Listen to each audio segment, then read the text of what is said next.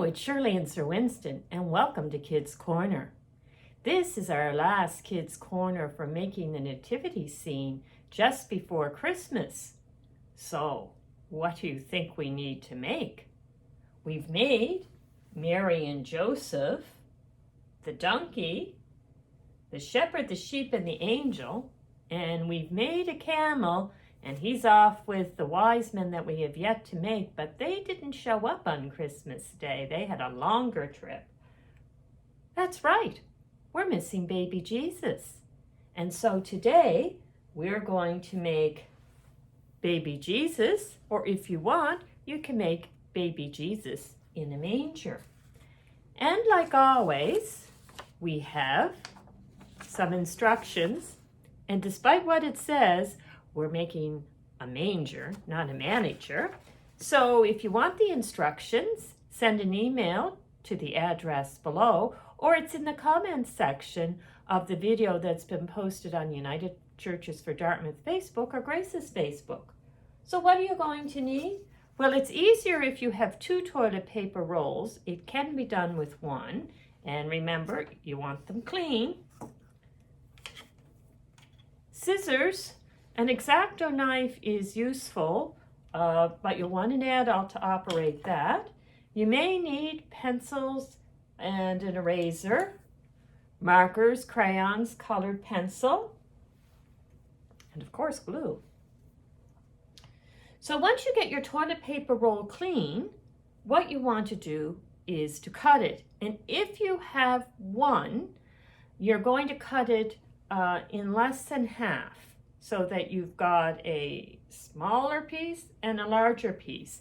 But if you've got 2 toilet paper rolls, cut 1 in half, and what the half does is it gives you baby Jesus. Now I'm showing you the easier version to make, and in this baby Jesus, I've colored it all in 1 color with a crayon. And I cut out one of the faces in the pattern and I colored it in.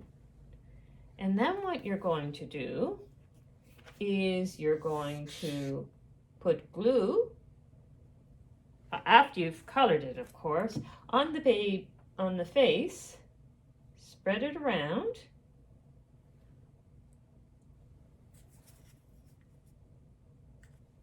And we haven't put hands on this because we assume that he's all nicely wrapped up in swaddling clothes. And there's our baby Jesus. Now, if you want to be fancy, you can draw in baby Jesus if you wish.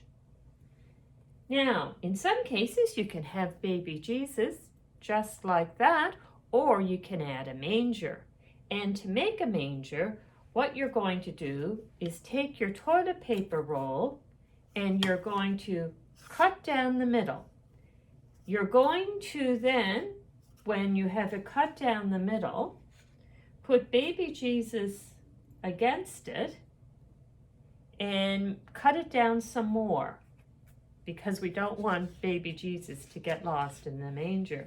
And when you've done that, open it up and then put it down, kind of do it so that your 2 cut ends meet, and fold it. So that creates more of this shape, which will help hold baby Jesus. Now, you can decide whether your manger is going to be out of stone or wood, and you can color it in. I've decided that this one's going to be out of wood, so I'm taking my brown crayon and I'm drawing some lines for the grain of the wood, and I'll put some on the bottom as well. You may not see them, but our bottom will not be perfectly flat, so you may see the edges. If you get really fancy, you can kind of draw big circles for knots. So, what else was in the manger, I think? Probably straw. And actually what you probably want to do is you want to color the other side too, the inside, because you will see portions of that. Now, if you were drawing a stone one, you would draw the outlines of stone and color them in. This is the advantage of using a darker toilet paper roll, in that it already has color in it. So straw, well, what do we want to do? Take a scrap piece of paper, and what I've done in this case is I've just kind of scribbled brown and yellow and maybe a light orange on both sides. And I'm going to cut in a zigzag pattern across the top. And it certainly doesn't have to be even, because you've never really seen straw come out nicely even when it's in a trough or something for cows to feed off of. So I've done that, and this is actually for both sides. So what I'm going to do is kind of zigzag it out for the second side. There.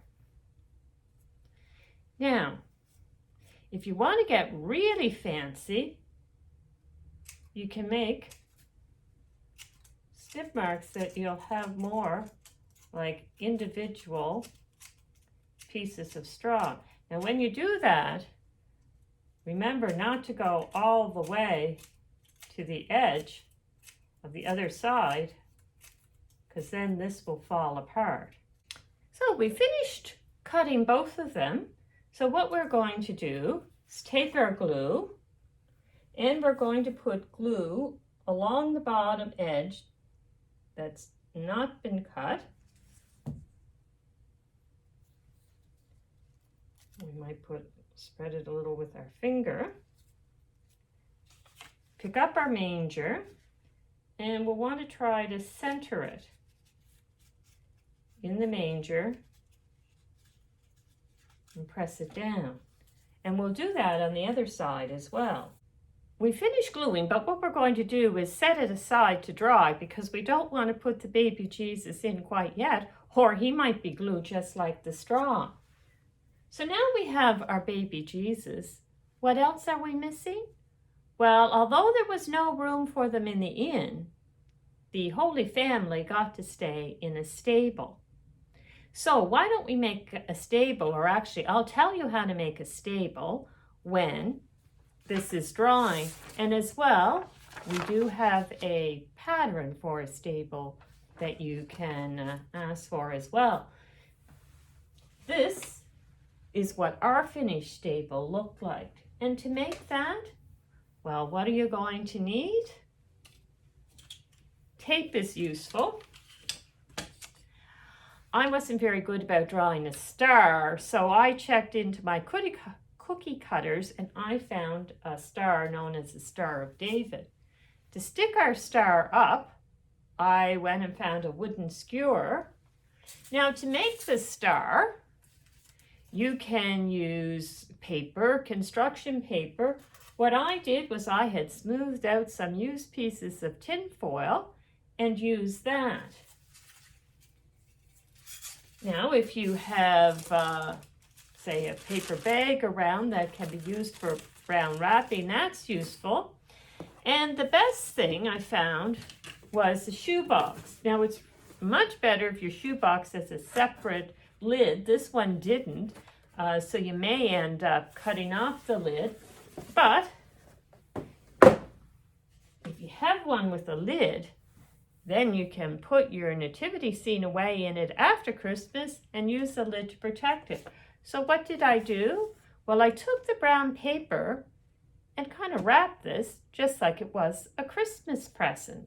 Cut it off here, wrapped it around the back, and again, you can decide whether it's stone, because the stables at that time may have actually been cut into like a cave, or if it's going to be like wood. And so what I did, you may be able to see, I decided it was going to be like wood, and I drew wooden grain on it with crayons. Now, the star, what I did was I traced around the star and created a pattern. Now you can actually just put it straight on what you're going to cut out, put it down, trace around it, and cut out. And I've already done this. Now the first one I made, I used, if you want to say, fresh tin foil that hadn't been all scrunched up, and it kind of made such a mess, you know, it's kind of easier to use it than it hasn't been. Now the last one I made, I used glue, and you can use that, but I'm going to try double-sided tape this time. But I think no matter which version you make, it is useful to take some tape, lay your skewer down so that it's coming up into your star, and take tape and tape the skewer onto the star. Now this is kind of where double-sided tape is handy because it'll stick both the top and the bottom. And the reason I do this is that it sticks much better than just with glue alone. And I'm just adding some of my double-sided tape to the rest of the star. You can do it with glue if you don't happen to have double-sided tape.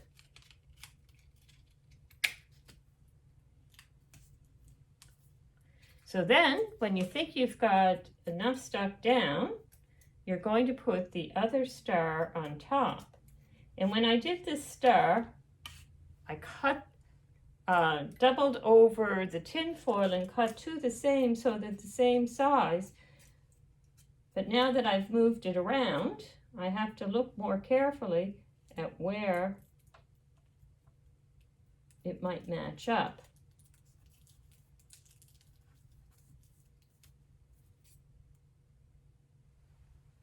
And there we go with our star.